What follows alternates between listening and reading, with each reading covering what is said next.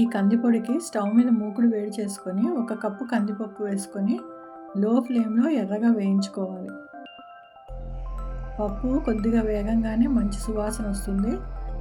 పప్పు కొద్దిగా ఎర్రగా వేగి రంగు మారంగానే తీసి ప్లేట్లో వేసుకొని చల్లారబెట్టుకోవాలి.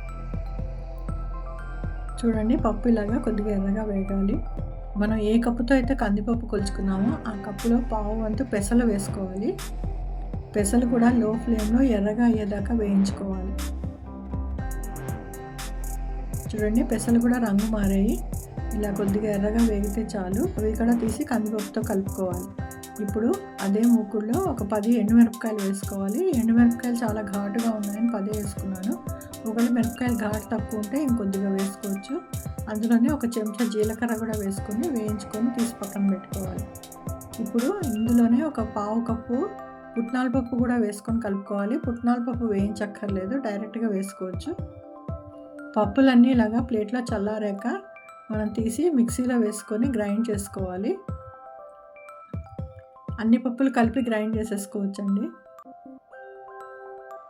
అందులోనే రుచికి సరిపడా ఉప్పు వేసుకొని మెత్తగా గ్రైండ్ చేసుకోవాలి. ఇలా గ్రైండ్ చేసుకుంటే సరిపోతుంది. ఇప్పుడు ఇందులోనే మనం సుమారు 3/4 చెంచా దాకా ఇంగువ పొడి వేసుకొని కలుపుకోవాలి. ఇది లాస్ట్లో వేసుకోవాలండి, ముందు వేయకూడదు. తర్వాత ఉప్పు రుచి సరి చూసుకొని అవసరమైతే కొద్దిగా ఉప్పు కలుపుకోండి.